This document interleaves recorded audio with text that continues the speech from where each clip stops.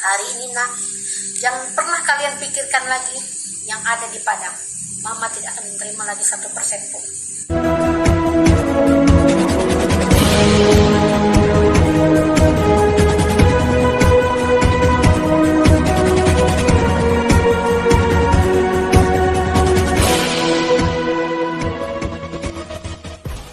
Ya, shalom bagi kita semua dimanapun kita berada pada saat ini. Kiranya kita semua tetap berada dalam keadaan sehat dan apapun yang merupakan aktivitas kita sepanjang hari ini. Kiranya Tuhan Yesus memberkati. Selamat hari Minggu, selamat beribadah kepada Tuhan hari ini. Kiranya ibadah dan persekutuan kita berkenan kepada Allah. Kembali berjumpa lagi di channel kita ini teman-teman, yaitu Zimayan Yasin. Terima kasih buat teman-teman yang sudah mendukung channel ini dengan setia. Dan kiranya kita tetap menggunakannya untuk menjadi berkat bagi semua orang. Nah teman-teman, pada video kali ini saya akan membagikan kepada kita semua satu kesaksian dari seorang murtadin. Yang mungkin kesaksian ini akan menjadi kekuatan bagi kita, mengingatkan kita kembali untuk setia mengikut Kristus. Nah teman-teman, seorang murtadin ini ketika setelah dia mengikut Yesus, maka ada banyak hal dinamika iman yang akan dia alami atau proses iman yang dia jalani. Nah teman-teman, dia adalah asli orang Padang dan setelah dia mengikut Yesus, ada banyak keluarganya yang memutuskan rantai hubungan kekeluargaan kepadanya dan juga hak-haknya dalam keluarga itu tidak diberikan kepadanya. Teman-teman, mari kita saksikan langsung videonya yang berikut ini. Saya baca, saya ditanya, saya baca. Sudah disiapkannya Pak. Empat halaman itu sudah di-print. 2,5 bulan dia mempelajari Alkitab Pak. Kata saya, untuk menjebak semua, untuk debat. Tapi saya nggak mau debat. Dan jam 9 itu sampai jam 12 malam, dia bilang kayak gini. Besok kita lanjutkan Lina ya, mengajinya. Iya udah. Terima kasih Tuhan. Saya tidur, saya doa. Tapi semalam itu saya nggak tidur. Tuhan beri saya hikmat. Tuhan Yesus, seandainya saya lawan dia ini, anak saya Gevi ikut. Kita di kampung. Kalau seandainya saya tahu jalan keluar dengan jalan kaki. Tapi anak saya ini nggak pernah ya kan? Nggak pernah. Gimana Gevi ini mau saya jalan berkilo-kilo nanti? Nah, mobil tak mungkin ngajak saya, ya kan? Tak akan pasti dibilang jangan dinaikkan itu, karena haram. Kalau kan pasti dibilang kayak gitu, karena kita bukan Islam lagi. Saya bilang sama Tuhan, bela saya Tuhan. Sekali lagi ya Bapak, jangan permalukan namamu ya Bapak. Tuhan, bela saya doa terus malam. Dan satu keajaiban Tuhan yang luar biasa hari itu. Ayo Lina, kita jalan sama keluarga. Nanti malam kita mau mengaji lagi. Oh iya dah, pas jalan, istrinya mutaber, anaknya juga mutaber, disusul Gepi mutaber itu sampai biru, di rumah sepupu saya sampai biru. Saya bilang, Tuhan, gimana ini nggak mungkin kalau dia mengaji lagi nanti malam, gimana saya mau bawa anak saya ini, dia mutaber, nggak mungkin keluar kalau seandainya saya dimarahi, saya dimaki, saya diusir kan, nggak mungkin. Tuhan, nggak taunya Gevi nggak berhenti, istrinya nggak berhenti. Ayo kita pulang, kita ke dokter. Jadi orang 4 lah. Istrinya Gevi, Adernidia 4. Berobatlah kita semua orang itu 4 ini. Bulak balik ke kamar mandi. Dia bilang kayak gini, hujan selebat-lebatnya, tidak ada keluarga yang berkumpul. Jadi selesailah itu. Besok paginya dibilangnya, sudah Lina, bagaimana? Kau mau kembali tidak dikumpulkan lagi? Saya bilang, saya punya tanggung jawab anak saya besarkan secara Kristen dan tetap akan saya tuntun secara Kristen mereka. Dan saya punya suami, tentunya saya kalau mau kembali saya harus pamit dengan suami saya. Saya bilang, saya punya keluarga. Oh sudah, kalau memang untuk kau, hari ini kita pulang ke Palembang. Jadi nggak ada, sudah berangkat kita ke Palembang. Memang hati saya agak kecil hati lah namanya kata orang, namun kecil hati saya nggak datang ke rumahnya. Sudah itu si Gevi ini bilang kayak gini, dia diam sepanjang dari Padang sampai ke Palembang, dia nggak ada ngomong kecuali untuk makan. Mah, adik mau makan itu aja Pak. Sampai di Palembang, begitu naik ke motor jemput papanya, turun di rumah, Mama mau balik lagi kan Islam. Ternyata itu yang dipikirkannya dari Padang sampai iya, waktu saya jawab pagi itu kan. Jadi enggak nak, saya bilang, mama ini itu bulan berapa ya, Juni apa Mei kita pulang, Agustusnya pulang dia, saya ditelepon. Kan biasanya dapat tuh uang dari kampung itu, orang sudah panen, kelapa sudah turun. Telepon ponakan saya, saya yang telepon karena dia mau berangkat, saya ini butuh nih uang untuk dia ini kan. Nel, mana uang tuh udah dapat belum? Iya Teh, saya mau kirim, tapi kata Mak Bujung ditahan dulu. Kok uang saya ditahan? Anak ini saya perlu. Saya telepon dia, udah gimana kok kata Sinel ditahan? Oh, datang dulu kau ke depan, ke rumah dia. Datang saya datang Pak. Lina, karena Lina udah tunggu sudah hampir 2 bulan tidak ada jawaban. Udah ketemu sama suamimu tidak ada jawaban. Hari ini Lina,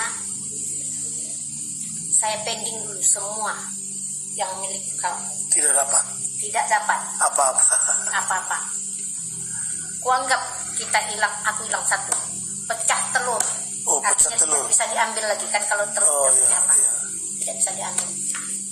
Entah kekuatan dari mana yang saya dapat masih dari Yesus. Jawabnya? Udah, terima kasih banyak, udah sudah membesarkan saya, sudah baik sama saya. Saya terima kasih banget. Kalau memang itu mau diambil, ambillah. Ikhlas dah. Terima kasih dah, itu udah. Saya pulang, saya pamit sama istrinya, saya pulang di motor, saya nangis. 3 hari lagi anak saya mau berangkat Tuhan. Sampailah di rumah. Gepi, hari ini nak, orang ini kalau dapat uang dikirim itu ada si ponakan yang jaga itu namanya si Manyi, dia suka nyanyi. Manyi minta kirim kepeng, pokoknya gitu kan. Jadi saya bilang, hari ini nak, jangan pernah kalian pikirkan lagi yang ada di Padang. Mama tidak akan menerima lagi 1% pun. Jangan pernah kakak berharap, adik berharap ke Padang lagi. Kita nggak ada hubungan lagi karena sudah diputus buat mereka. Tapi buat mama, dia adalah kakak mama. Mama tetap sayang sama mereka. Tetap dalam doa. Hari ini anak ya, kita doa. Saya angkat tangan saya, Tuhan, hidup saya milik Tuhan. Sampai kapanpun saya milik Tuhan. Tuhan yang menjamin kehidupan saya. Tuhan yang tahu keadaan saya. Anak saya. Saya percaya masa depan anak-anak saya Tuhan yang jamin. Jadi dia nih bilang kayak gini, Mama, kalau begitu kata berhenti aja lama sekolah di UPH. Kan besar biayanya Mama. Walaupun Mama nggak bayar uang kuliahnya kan untuk bayar hari-hari ininya. Hari-harinya itu betul. UPH besar. Terus saya bilang kayak gini, nah kalau Tuhan sudah tempatkan kakak di situ, Tuhan pun bisa menyelesaikan. Amin. Dengan cara Tuhan, nggak cara Mama, nggak cara Papa, tapi cara Tuhan yang ajaib. Hari itu Pak, kami nggak punya uang, benar-benar nggak punya uang. Dia mau berangkat, saya putuskan saya nggak cerita sama orang, saya nggak mau pinjam sama orang. Saya bilang Tuhan, kalau semua sudah diambil sama saya, tapi saya tahu satu hal yang gak boleh orang ambil dari saya, yaitu kasih Yesus. Hari ini terus Tuhan topang saya Tuhan. Ya saya ditelepon, saya itu udah lama gak dapat PKH Ibu. Saya kan dapat bantuan PKH itu udah lama saya gak dapat. Ditelepon sama pendampingnya, yuk coba cek yuk rekening Ayu. Dan sesuai apa yang dibutuhkan Gea hari itu, semuanya tercukupi. Amin. Untuk beli dia punya tiket, untuk beli barang-barang yang dia minta untuk kebutuhan dia, dan puji Tuhan jalan. Dari sejak situ nanti dia bilang, dan puji Tuhan hari lepas hari, walaupun kadang ada duit 50.000, padahal ongkos kirimnya 15.000, itu saya kirim. Pokoknya yang ada sama saya gitu saya kirim. Terus dan tahun 2021 Bu ya, 2020 atau 2021? 21 bulan November, tanggal 27 November 2020 dia wisuda itu, saya nggak berhenti menangis Pak. Itu saya lihat kebaikan Tuhan, Saya lihat kuasa Tuhan itu luar biasa. Ma, 4 tahun itu ternyata singkat ya, Ma. Dia bilang kayak gitu. Mama, 4 tahun itu ternyata singkat, Ma. Tuhan selesaikan semuanya, Ma. Kakak wisuda, Mama nangis kenapa, Ma? Ya, Mama bersyukur sama Tuhan. Mama nggak berhenti. Lihat slide. Mereka wisuda kan karena online kan. Betul. Itu saya nangis terus. Ma, dulu kakak jengkel kalau melayani. Kakak suka kesel kalau melayani. Kadang-kadang. Tapi Tuhan itu luar biasa ya, Maya. Dia kan suka jadi singer, suka jadi multimedia kan. Iya. Nah, tapi sekarang Maya, Tuhan itu luar biasa ya. Iya. Kemarin. Jadi yang dari Yabes dipakai semua di UPH. Terus Bagian rohaninya. Sekarang udah biasa kan? Iya. bulan Desember saya dengar doanya. Kita kan online, apa namanya? Zoom. Jom. Jadi sama dia kan telepon Desember tanggal 31 itu. Terus dia doa gini. Tuhan, terima kasih Tuhan, kata dia itu. Dia bersyukur Tuhan. Saya ingat doa itu gak akan saya lupa seumur hidup saya. Terima kasih Tuhan. Dia punya papa dan mama yang melayani Tuhan. Amin. Sehingga Tuhan, papa mama mengajari tentang kasih Kristus di hidup dia. Amin. Sehingga dia bisa terjaga dengan baik. Dia bisa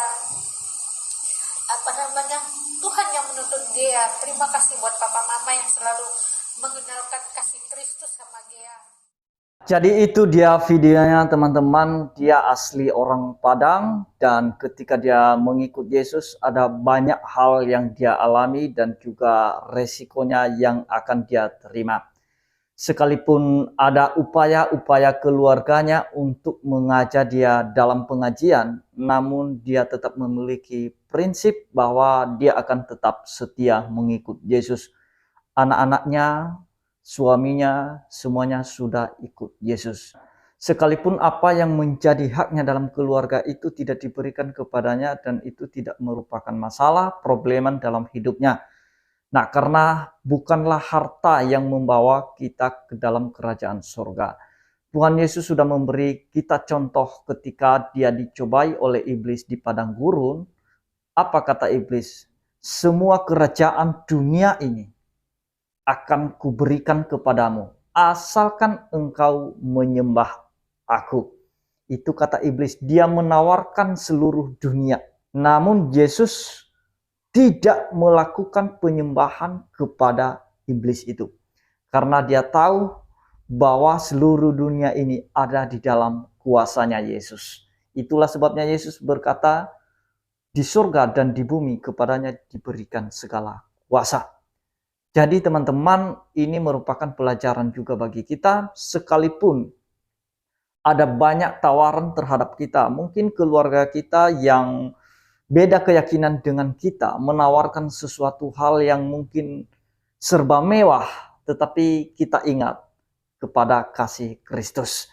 Dan juga sekalipun hak dan miliknya itu tidak diberikan kepadanya, namun ada satu hal yang tidak bisa diambil dari dia sesuai dengan kesaksiannya. Yang tidak bisa diambil adalah kasih Kristus itu dari dia. Dan keselamatan itu dari dia, tidak ada seorang pun yang mengambilnya daripadanya. Mau mengambil harta silakan saja. Namun dia percaya bahwa ada Tuhan Yesus Kristus yang memelihara dia, yang menjaga dia, yang melindungi dia, yang membuka jalan keluar dalam setiap kesulitan apapun itu. Kita lihat kesaksiannya tadi, sekalipun harta miliknya yang menjadi haknya tidak diberikan, namun ketika dia kesulitan, ada aja jalan Tuhan. Nah, ternyata tidak ada yang mustahil bagi Tuhan, teman-teman. Jadi terima kasih buat teman-teman. Mari saudara-saudaraku yang murtadin, saudara-saudara yang Kristen, mari tetap memiliki prinsip, memiliki ketekunan di dalam Kristus. Berpendirian tetaplah di dalam Kristus. Jangan sampai diombang-ambingkan oleh pengajaran-pengajaran yang ada zaman sekarang ini. Nah, kiranya Tuhan Yesus memberkati kita semua. Shalom.